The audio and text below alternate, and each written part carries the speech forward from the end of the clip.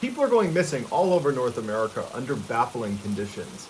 In some cases, there are people where someone's looking right at them, they turn around, and then, moments later, they're gone. Or in some cases, people will go missing and then are found again in locations that are impossible to get to. And so one man named David Politis, who's a former police detective, began investigating these very strange disappearances because nobody else was. And he started compiling what he was finding in an absolutely fascinating book series called Missing 411. And so as I read through all of his books, I've begun pulling some of the more interesting cases that he details and highlighting them on this channel. Today I'm going to focus on 4 instances of kids going missing after being in locked vehicles. But before we get into today's stories, if you're a fan of the strange, dark, and mysterious delivered in story format, then you've come to the right channel, because that's all I do, and I upload 3, 4, even 5 times every week. If that's of interest to you, please throw the like button into the bottomless pit near Ellensburg, Washington, and also subscribe to this channel and turn on all notifications so you don't miss any of my weekly uploads. All right, let's get into today's stories.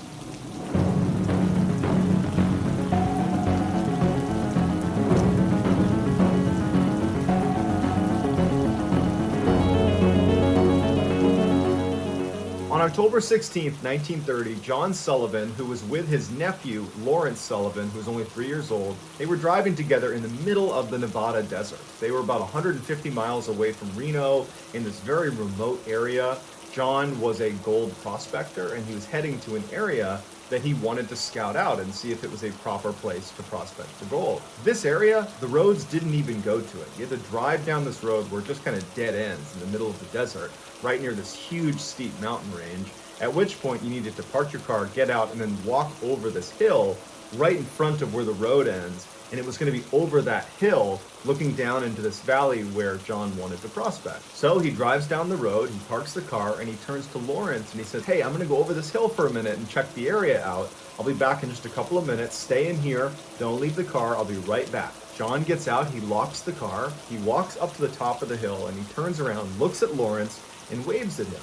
Lawrence looks up at his uncle and he waves back, and he's smiling. So clear interaction. Lawrence knows where John is and where John's going.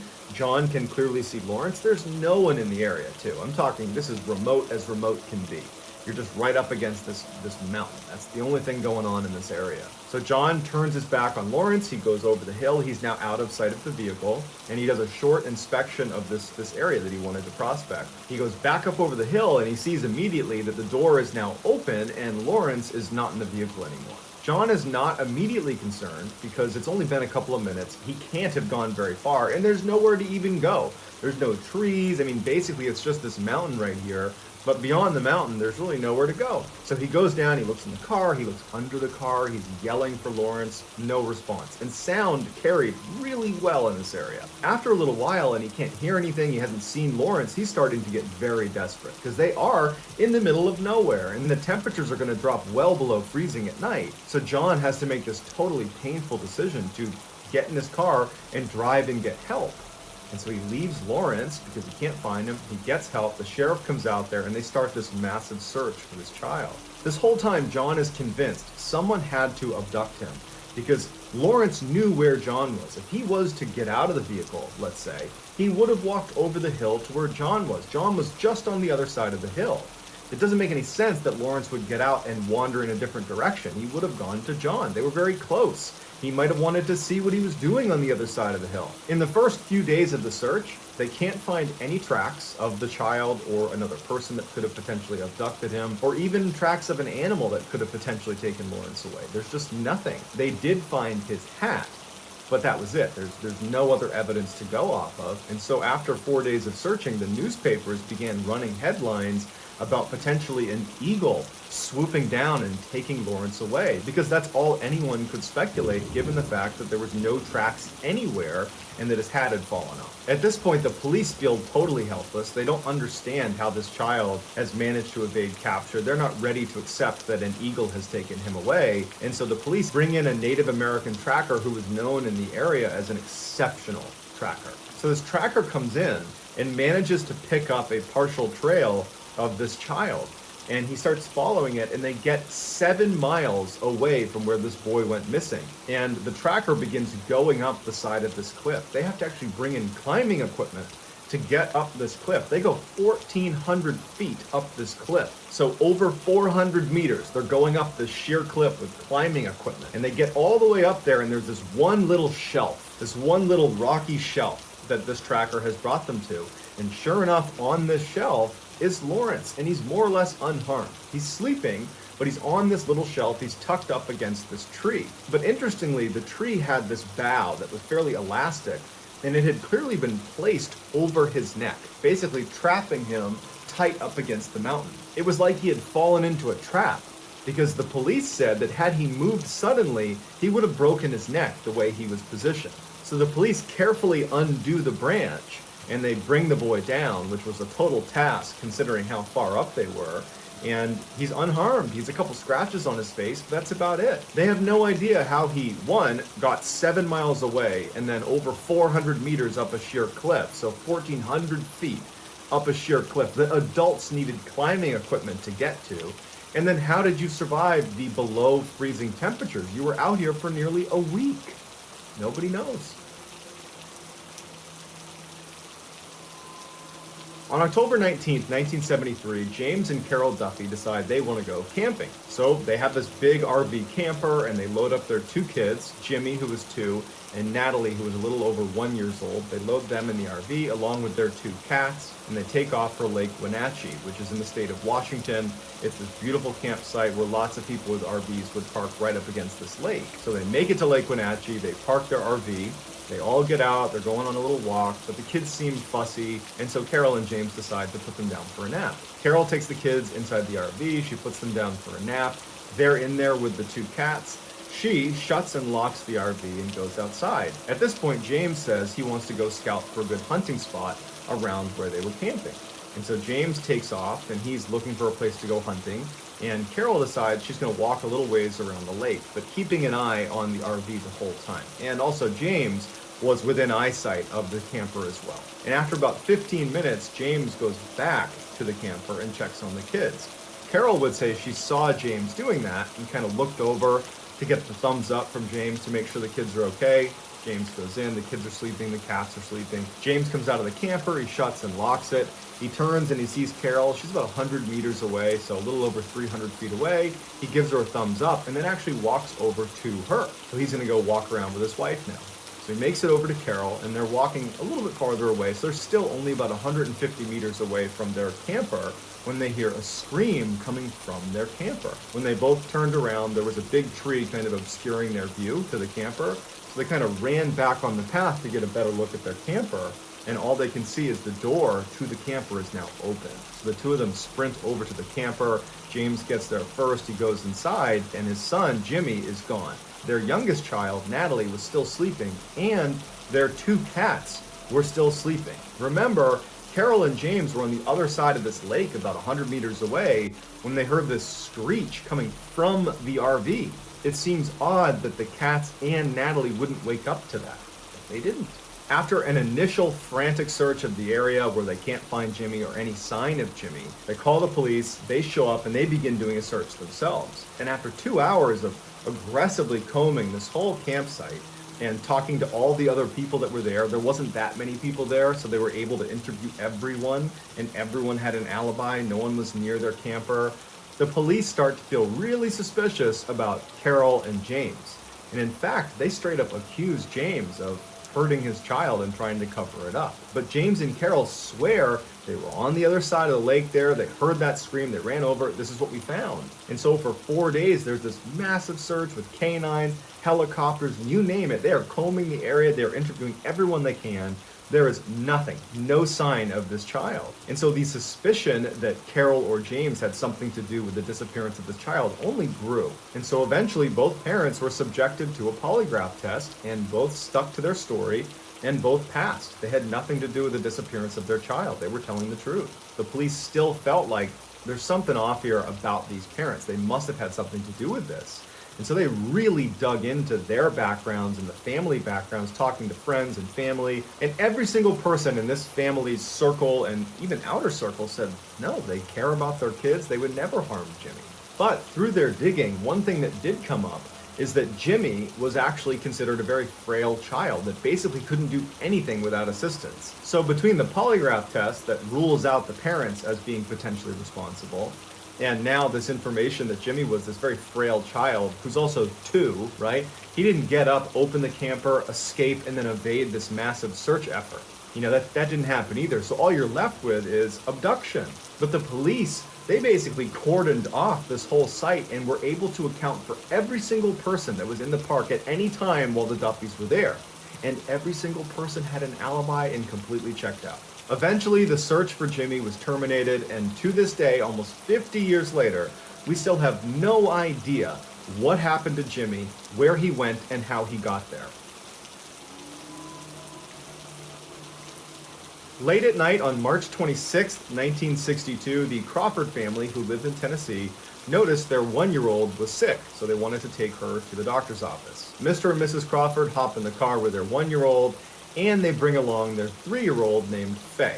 They drive to the doctor's office. Turns out the 1-year-old's going to be just fine. They give the kid some medication. They head back to their house, and when they pull into the driveway, Mr. and Mrs. Crawford turn around. The 1-year-old is awake, but the 3-year-old, Faye, is fast asleep. So the parents look at each other and they say, okay, we'll get the baby inside. We'll give Faye a couple more minutes to sleep inside the car, and then we'll come out and we'll get her. So Mr. and Mrs. Crawford carefully get the 1-year-old out without waking Faye up. They shut the door, they lock it, the windows are up. They go into the house, they put their 1-year-old down, and literally maybe a couple of minutes goes by. They come out and the doors are still shut, but Faye is gone. Now, because the vehicle was still shut, they're thinking, oh, she must have gotten out of her seat and maybe is tucked under the seats. So they run over and they look inside, and Faye's nowhere to be found. She's not in the vehicle. So the vehicle itself had only 2 doors. There was 2 rows of seating, but only 2 doors. If you were in the back seat like Faye was, you would need to push down, fold down one of the 2 front seats and then open that door to get out. But both door handles on the inside were broken off. They did not work. You would have to manually roll down a window and then reach outside the car and use the outside door handle to open either door. So the parents are looking at the vehicle and the doors are shut, the windows are up, everything is still locked. And while it is possible that Faye could have, in theory, got out of her car seat, folded down one of the 2 front seats, rolled down a window, reached out, opened the door, got outside, rolled the window back up, pushed the lockdown manually, and then shut the door again. That is possible. It's extremely unlikely. And she had never done that. She'd never even gotten her own seat undone, let alone that complicated maneuver of getting out and reshutting the door and locking it. So obviously the police are called, they show up, they're searching the area, they can't find this child. And then it starts to snow and the temperatures start to drop. So the police and volunteers stay out all night. There is no sign of this child, and the Crawfords are bracing for the worst. The next day around 11 a.m., 3 miles away from where Faye went missing, she walks onto the property of someone's house. She was barefoot, but she was more or less okay. Obviously, the parents are elated. They're so happy their daughter's okay. Now, normally, when somebody goes missing, the investigation stays open until they're discovered. If they're discovered alive, even if the circumstances are really weird, because they're alive, it more or less ends the investigation, because what are you looking for at this point? They're found, they're alive, everything's okay. It's rare that an investigation would continue after they've been found. And in this case, the police left the investigation open because they couldn't understand how Faye could have gotten out of that vehicle, considering how difficult that would have been. And how did she get 3 miles away in less than 12 hours in the middle of the night walking through a forest? Not to mention, historically, kids are creatures of habit. If they're missing and they're in the middle of the woods, but it's nighttime, they don't just keep walking. They lay down and they go to sleep. And then when the sun comes up, they get up and then they keep moving. So for her to have gone 3 air miles from where she went missing to this farmstead, that means she did not lay down and go to sleep. She kept walking all through the night, so none of it added up. And then when they asked Faye what happened, she would just smile and laugh. That's all they could ever get out of this child. So despite leaving the investigation open, no one ever came to any sort of conclusion about how she got out of that car and how she covered that distance or why. It's just a big mystery, like all of these missing 411 cases. In 2001, Paul Wayment was 37 years old. He was a construction worker living in Salt Lake City, and he was about to get divorced for the second time. In his first marriage, after the divorce, he got sole custody of their 4 children. He was a great father. The judge saw it that way and said the kids were better off with him. And following this second divorce, he would file for sole custody of the child that they had had together, who was a little boy, 2 years old, named Gage, and he would win. So Paul is a single father of 5 children. Gage was a lot younger than the other 4 kids, and so he kind of became Paul's little buddy and went everywhere with Paul. They were very, very close. On October 25th, 2001, Paul takes Gage, puts him in the back of his truck, he buckles him into his car seat, and the 2 of them head off to this area where Paul would hunt for deer. It was actually a private deer hunting area that was totally enclosed by a fence. Now, in order to access this private area, you needed to be a member, and Paul was a member, and once you become a member, they give you a gate code. And so Paul and Gage drive up, he gets to the gate, he punches in the code, he opens up the gate, the 2 of them drive in. He said he shuts the gate and locks it, and the 2 of them head up this path to this area where he planned to look for some deer. When he parked the car, he saw that Gage was passed out in his car seat and just did not look like he was going to be psyched to get out and go look for deer. Paul thinks about it for a minute and he decides, you know what, I'm going to leave Gage in the back seat. I'll just shut and lock the car. He's warm, he's taken care of. I'm going to go spend just a couple of minutes looking for deer, and then I'll come back and I'll get him. So he hops out, he locks the car, and he walks a little ways away from the truck where it's still right behind him. But a couple of other hunters that were on this area, they saw Paul, they flagged him down, and they started talking. He gets preoccupied, and after 30 minutes or so, he realizes he needs to go back and check on his son. And when he goes back up, the front door on Gage's side is open, and Gage is gone. Paul runs up to the vehicle. He can't believe that Gage is gone. Paul screams for the other hunters to come over and help him. He's like, I can't find my son. They start looking in the area, and apparently Paul was so grief-stricken, he began vomiting. He was totally hysterical, and he kept saying, it's my fault. It's my fault. I left him here. Police show up, and this massive search is launched. But you got to remember that this is a gated-in area. Everything is locked. You need to have a code to get in here.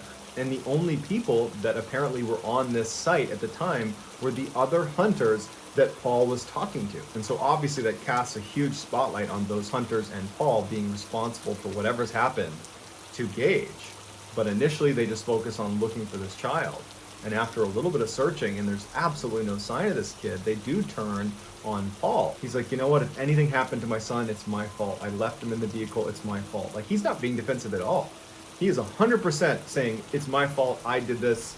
He's not saying, I harmed my child, but he's taking full responsibility for whatever's happened. And the police pick up on that, and they're like, you know what, I think he's telling the truth. And he's also saying that he was with those other hunters, and they're the only other ones here. So for 4 days, this massive search is launched all over this hunting area, even beyond the hunting area, and there's no sign of this child. He's just gone. And so they terminate the search, but Paul's church offered to send another 150 volunteers to continue the search. And one of those volunteers was a man by the name of James Wilkes. He was an avid outdoorsman, and he brought along his dog, Dino. And over the course of this search, James and his dog actually get lost, which David Paulides says is very rare. There's so many people doing the search at one time, it would be hard to get lost, but it does happen. And so James and his dog wind up miles away from where they were supposed to be searching. They don't know where they are, they're lost. And so that night, the temperatures are dropping, it's snowing, and James and his dog ended up getting under a tree, in this little pocket under a tree, and they huddled together all night. And James said it was one of the worst nights of his life. He didn't sleep much, but at some point in the morning when the sun started to come up, he was happy to be alive. You know, he didn't die of hypothermia.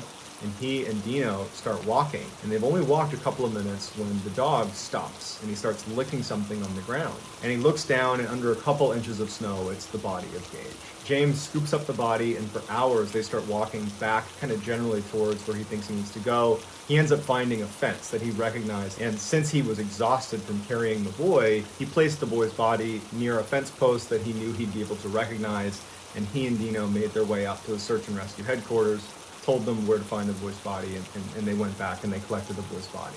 Now, because James is the one to find the boy, they immediately had to treat him like a suspect. They polygraphed him because you found the boy, no one else has found him, you're ways away from the search, but he passed his polygraph. James would say to police that when he found the body, there were all these tracks around the body. They looked like canine tracks. but they weren't dinos, and he knows they weren't dinos because he was holding onto Dino all night, and he hadn't been in this particular area the night before. So investigators are like, if there were other canine tracks all over that area, it means, one, we searched it, but if we searched it, why didn't they pick up on the boy who they're trained to smell? Or what animal was this? Did it have anything to do with why Gage is here in the first place? After the autopsy, it was determined that Gage died from hypothermia. His father was absolutely devastated. You know, he spent all this time at the site where his body was found. He created a shrine for his son. He was known to spend hours in his vehicle trying to figure out how his son got out of his seat and then made his way out that front door, something he had never seen his son do. He was just totally devastated, and he was ultimately charged with negligent homicide, and he pled guilty to it and was given 30 days in jail, but before his sentence was carried out, he took his own life. So like all cases that David Paulides covers in the Missing 411 series, we're left with a lot of questions, and unfortunately they may never get answered. But that doesn't stop us from speculating, so please go in the comments and give me your best theory as to what's going on. How are these kids getting outside of these vehicles and winding up in places that seem impossible to get to? Not only will I respond to all the early commenters, the best theory will get pinned at the top of the comment section. If you enjoyed today's video and you want to see more like it, please throw the like button into the bottomless pit near Ellensburg, Washington, and also please subscribe to this channel and turn on all notifications so you don't miss any of my weekly uploads. If you want to get in touch with me, you can direct message me on Instagram or on Twitter. My username on both platforms is the same, JohnBallin416. I also have a ton of content on TikTok where my username is Mr. Ballin. If you have a story suggestion for this channel, please submit it on our subreddit, just called Mr. Ballin. It's linked below. I read it every day, so if I intentionally use your story suggestion, I will absolutely credit you. So whether I see you on Instagram, Twitter, TikTok, Reddit, YouTube, or some combination, I'm just incredibly thankful for your support, and until next time, guys, that's going to do it. See ya.